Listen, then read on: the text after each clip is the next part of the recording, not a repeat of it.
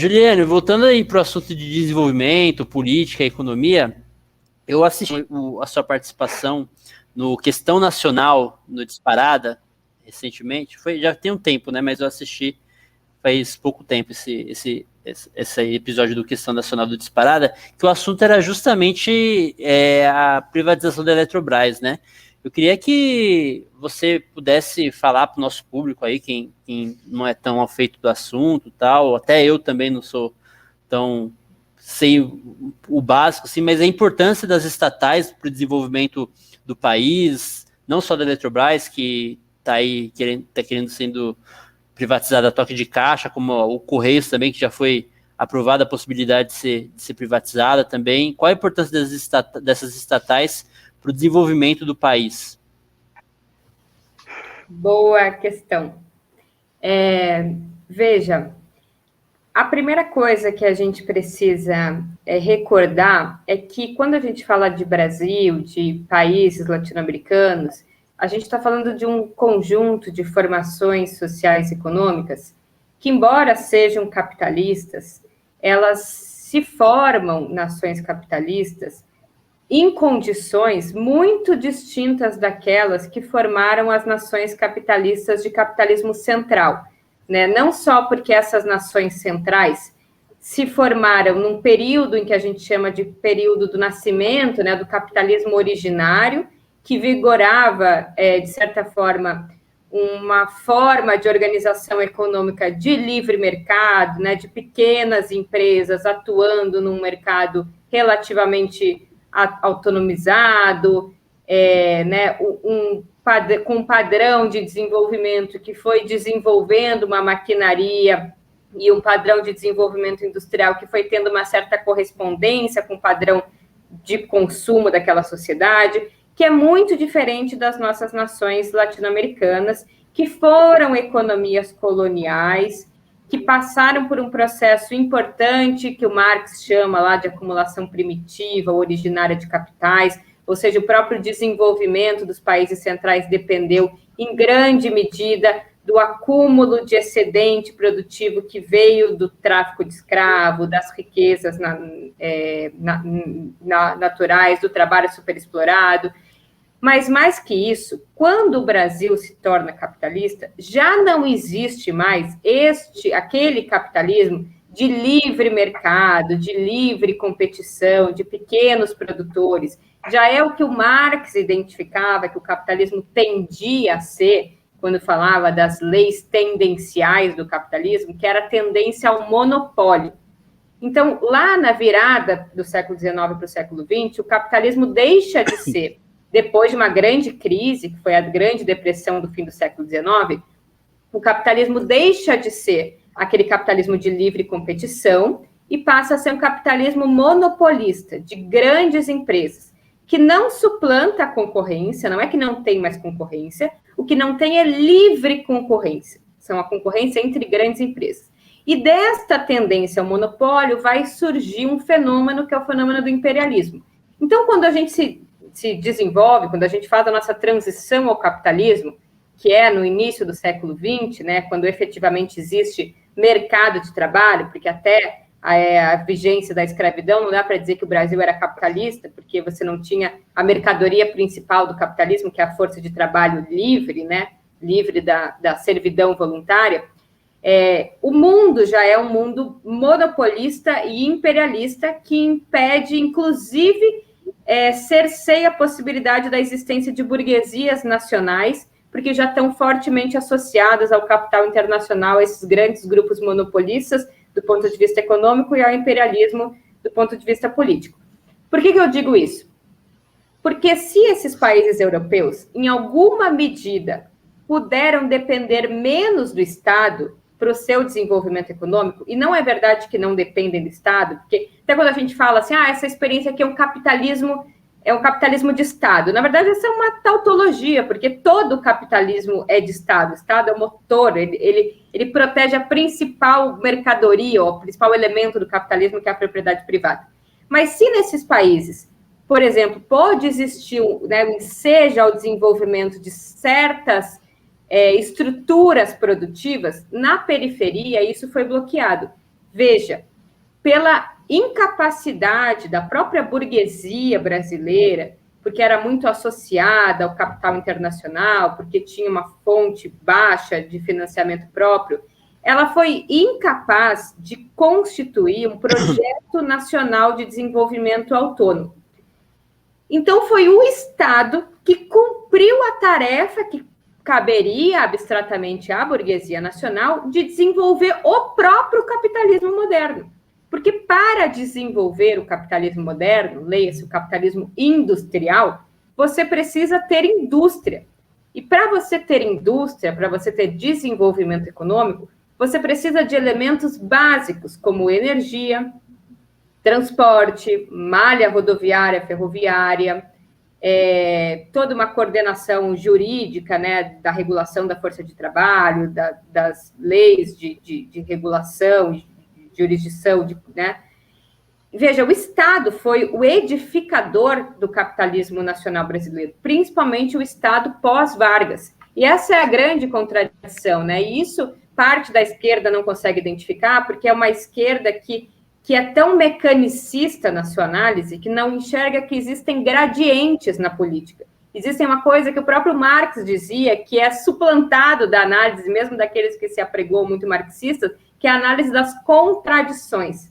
As contradições são fundamentais para analisar a política. Então, o governo Vargas, inclusive depois o próprio Prestes faz uma autocrítica profunda de quando o Vargas procura o Prestes em 29, né, para a sua candidatura contra o Júlio Prestes, e o Prestes diz, olha, o que está em jogo, na verdade, é uma candidatura do imperialismo inglês contra uma candidatura do imperialismo norte-americano. Um erro crasso, ali estava a semente de uma transformação radical. Sim. Que os comunistas, ao não terem conseguido identificar, porque foram míopes para análise de que aquela era a contradição histórica, a despeito da vontade, não conseguiram identificar que o Brasil ali passou por transformações substanciais da estrutura produtiva, da regulação trabalhista, da cara da classe trabalhadora, das novas contradições de classe, e isso foi obra do Estado, em grande medida pela regulação jurídica, no primeiro momento, pelo fortalecimento de medidas de substituição de importações, que foram desenvolvendo uma indústria, ainda que acessória,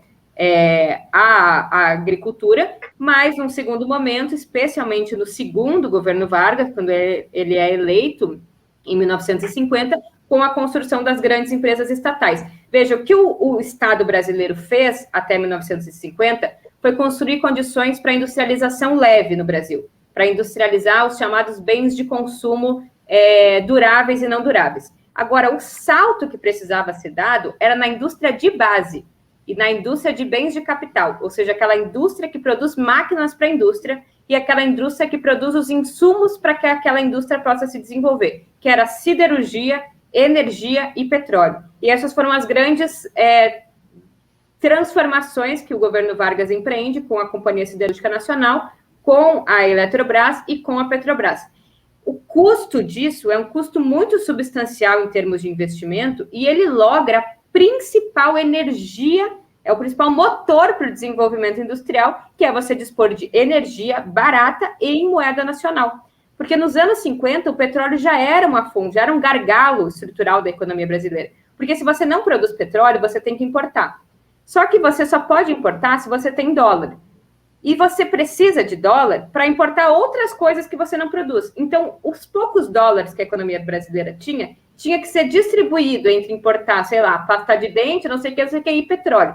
Quando você internaliza a indústria de petróleo, você possibilita que essas divisas, essa moeda estrangeira, não seja drenada para comprar um mecanismo, um insumo que você produz internamente. Isso é fundamental, porque você provê um mecanismo de energia que é barato e é na moeda doméstica que você, então, poupa divisas e poupa qualquer tipo de restrição externa, qualquer variação do preço internacional do petróleo, por exemplo, não afetaria, a não ser agora que a gente opera uma política idiota, a flutuação do preço doméstico. Isso exigiu um vultoso volume de gastos. Pensem o que é construir uma Itaipu, uma refinaria de petróleo, extração de petróleo. E isso não foi feito rivalizando com o capital privado. Porque, veja, Estávora, né, ex-tenentes nacionalistas, que foram figuras importantes, Quando questionava o monopólio do petróleo, o Juarez Tavares foi contra o monopólio do petróleo, mas ele dizia o seguinte, olha, eu sou contra, não porque eu seja contra que o Estado tenha monopólio, eu acho que o Estado tem que ter monopólio. Eu sou contra porque eu acho que o Estado não tem condições sozinho, pela pouca disponibilidade de recursos e pelo acesso à tecnologia, de construir sozinho uma empresa de petróleo. Por isso ele tem que contar com recurso internacional. E o Vargas foi tão na vanguarda que nos anos 50 ainda nem era o período das nacionalizações das grandes empresas de petróleo no Oriente Médio. A OPEP só vai surgir nos anos 60. Até a Petrobras, só a Pemex e a YPF na Argentina e no México é que tinha empresa nacional, ninguém mais tinha. Foi um grande... uma tarefa extremamente ousada, e fez isso apostando que o Brasil tinha tecnologia e tinha capacidade de financiamento. E diferente das empresas do Oriente Médio, que nacionalizaram encampando empresas privadas, o que a Petrobras herdou foi tipo 2 sondas velhas do antigo Conselho Nacional de Petróleo, porque não existia antes empresa aqui. Então, ela começou do zero. E ela suplantou qualquer tipo de argumento, né? Ela é líder em tecnologia em águas profundas, ela é líder em investimento em moeda nacional, com recursos próprios, ou seja, todos os argumentos para não ter um monopólio foram dissipados, e aí se precisou buscar outros argumentos, muito recentemente, que veio todo o debate sobre corrupção e qualquer outro debate que precisou reinventar argumentos. A Eletrobras é um pouco o mesmo caso, né? Ela, diferente da Petrobras, passou por um processo de privatização e desverticalização da cadeia, que já foi um primeiro grande... afronta ao que tem o maior patrimônio do setor elétrico brasileiro, que é a integração. A gente tem um país, né, de dimensões continentais que tinha um sistema elétrico, ainda tem, mas hoje a coordenação não é integrada, que é integrado. Você produz num lugar, você distribui, chega num lugar pela mesma rede. É diferente dos Estados Unidos, que por isso deu problema no Texas, na Califórnia, você não tem um sistema de interligação do sistema elétrico como tem o Brasil. Isso é um grande patrimônio brasileiro. E a gente tem uma base extremamente barata, porque é de hidroeletricidade. Ou seja, diferente do petróleo, que é de graça, mas você tem um custo enorme para extrair petróleo, a água cai da chuva e não tem nenhum custo, você só tem que fazer um reservatório. É uma das energias mais baratas do mundo. E o que justifica a conta, uma das contas mais caras do mundo, é o sistema de apropriação, né, da forma como a gente comercializa, inclusive tornou commodity o custo da energia elétrica. Então, hoje, a Eletrobras é essa grande empresa, inclusive, que cobre eventos de falta de coordenação, falta de capacidade de investimento, inclusive que coloca em risco a segurança dos trabalhadores e o acesso à energia elétrica, como aconteceu recentemente com o transformador no Amapá, que deixou a população 20 dias sem luz. Quem foi socorrer foi a Eletrobras, ainda que o argumento seja que a Eletrobras não tem capacidade técnica. A Eletrobras tem capacidade técnica, tem capacidade de financiamento. Aí eles dizem o quê? Mas a Eletrobras não investiu nesses últimos anos. Por isso que a gente tem que transferir o controle para o setor privado fazer os investimentos necessários, modernizar o sistema hidroelétrico e a gente poder ter acesso a uma energia mais abundante e de menor preço. Sim, a Eletrobras não investiu porque ela está proibida, porque existe um plano nacional de desestatização que a Petrobras está dentro, que a Eletrobras que impede que ela invista. Hoje, a Eletrobras tem uma relação dívida-receita, o EBITDA, de 1,5. Isso quer dizer que ela tem baixíssimo investimento. As outras empresas de energia privadas, em média, têm uma dívida-receita de 7. A gente tem de 1,5. Ou seja, não tem nenhum problema de financiamento. É só a Eletrobras ir, inclusive, ao BNDES, que deveria servir para isso, se financiar, fazer um conjunto de transformações modernizantes e necessárias e seguir cumprindo o seu papel. Mas entregar o sistema hidrelétrico é, como eu falei, mais uma forma de avançar sobre esses setores que ainda não estão sobre a órbita do capital, agora que todos os custos estão amortizados dessas instalações, ou seja, que o lucro é um lucro, né, exorbitante. E aqui a gente está tratando, para finalizar, de monopólios naturais. Então, não é que toda essa construção tenha sido do Estado contra o setor privado. Na verdade, é do Estado em favor do setor privado. Porque se não fosse o Estado criar a Eletrobras, a gente não teria uma companhia de eletricidade. Porque o setor privado ou não quer ou é incapaz, pelas suas próprias condições racionais, e essa aqui não é um julgamento moral, O setor privado é um setor que visa lucro, e visa lucro no curto prazo. Para o setor de energia, saneamento, petróleo dar lucro, depende de uma maturação de 10, 15 anos. A lógica do setor privado impede que ele aplique seu capital no investimento que o retorno é muito longo. Então, o Estado, na verdade, ajuda o setor privado quando é ele que exerce o monopólio natural sobre bens que são para todo mundo. Quando você passa embaixo de um poste, ele não apaga a luz, se você é contribuinte ou não é um bem público, todo mundo usa da energia, e é um bem que ele não pode ter rival, você não escolhe o fio que vai passar na sua casa, de quem você vai consumir energia. Então, essa ideia de privatizar para ter mais concorrência e a gente poder exercer a soberania do consumidor, que é escolher de quem que a gente vai comprar, também não existe. Ou seja, todos os argumentos da falta de investimento, do endividamento, da falta de competência técnica ou da abertura concorrencial para o setor não se sustentam. E, na verdade, só mostram que a tendência é que a gente pague uma luz mais cara, tenha mais problemas de segurança, apagão, desabastecimento, como agora está acontecendo. Isso tem impacto profundo na vida da gente, uma das principais variáveis macroeconômicas, que é a inflação, e também na vida do povo brasileiro, que ao ficar restrito de um bem público fundamental como a energia, também fere um dos princípios dos direitos humanos, que é o acesso, né, à energia de qualidade.